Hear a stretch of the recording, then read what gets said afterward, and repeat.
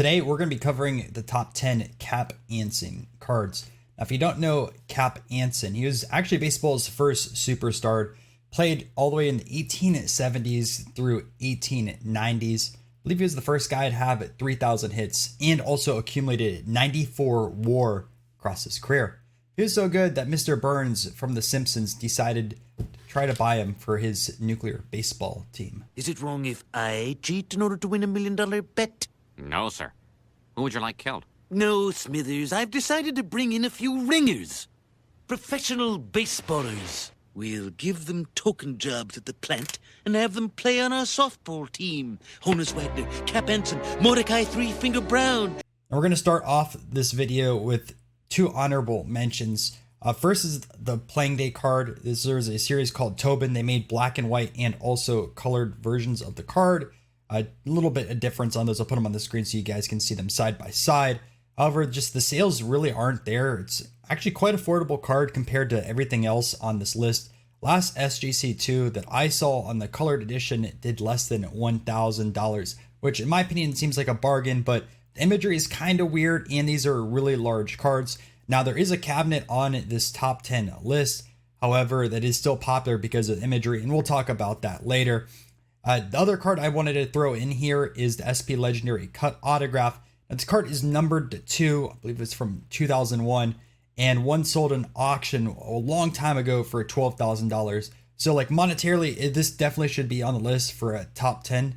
But since Cap Anson played all the way in the 1800s, I really wanted to focus this list on playing day cards. However, this definitely would be towards the top, especially in today's environment. So we're going to start off this list of the top 10 with two playing deck / game cards. We have the E.R. Williams from 1889 and also the WG1, which is in 1888. Now, these have some really cool pictures on the front and the imagery on the back is stellar as well.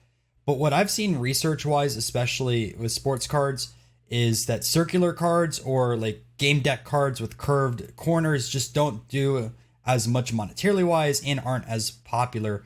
You're going to find these in a lot higher grade because the corners won't experience as much edge wear, and there's a lot of collectors that just kind of avoid these cards. So lower graded examples and authentics you can find around that $1,000 threshold.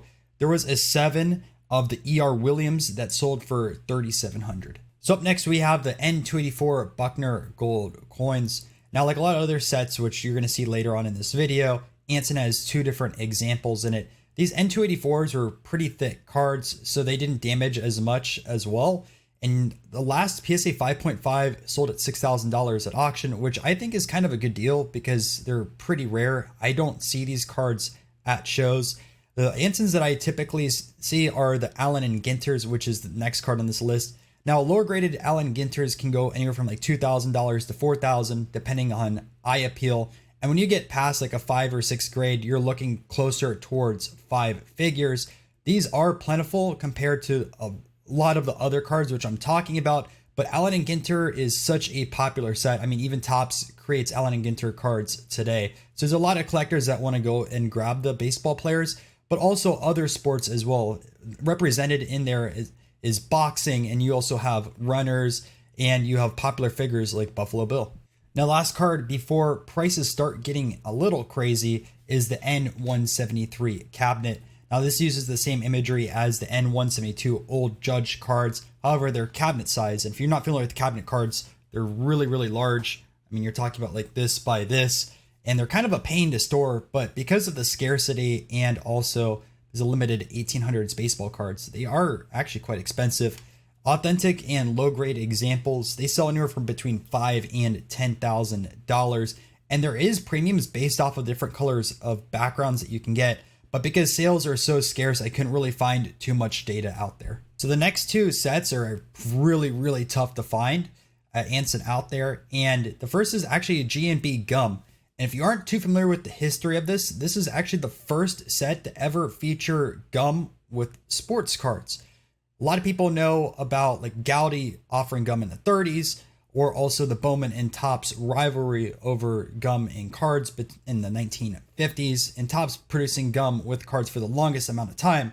However, the first was all the way in the 1800s, and this is during an era where cards were featured with tobacco. So this was very revolutionary at the time. Now, a 2 in this set sold for $9,300. So you're almost looking at a 5-figure card if you find it. And the next one is a Yum Yum Tobacco. Really, really tough to find as well. A 3 sold for $40,000. Up next is the classic 1888 Goodwin Champions. Now I have a few cards in this set. I will not own the Cap Anson for a while because it's extremely expensive. In fact, an 8 sold for $200,000 and a 7 sold slightly under $100K. Lower graded examples you might be able to find under 10 grand, but they really go up in value quickly.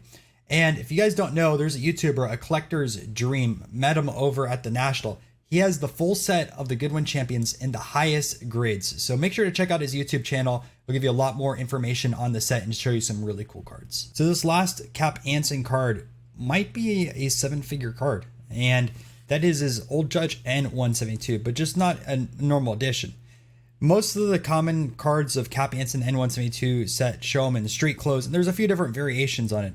This one, the 7-figure possible card, is the one with him in a jersey. It's rumored that there's like 5 or 7 of these out there, and sales are super scarce.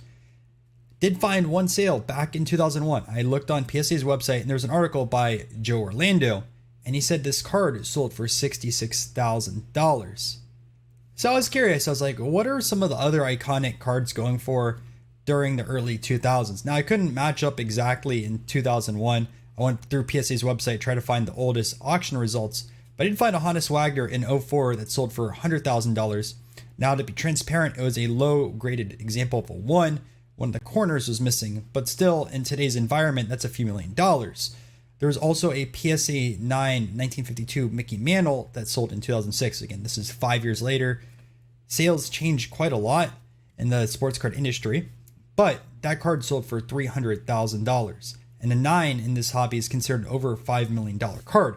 So this $60,000 Cap Anson back in 01, would it go over $500,000 in auction, $750,000, $1 million? It's such an important card in the most iconic set in the 1800s. Who knows? It'll be really cool to see an auction house ended up bringing it out. This card would be an awesome example to see at the National. I was really surprised to see the SGC 9.5 and the 10 Mickey Mantle. And if you haven't seen the comparison, I made a full video on that.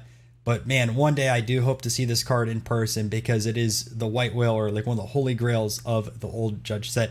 I hope you guys enjoyed this video. If you want to learn a lot more about Cap Anson cards, I wrote a full article. The link is down below in the description. And I'm going to continue to make these videos every week teaching you guys about important cards of different players.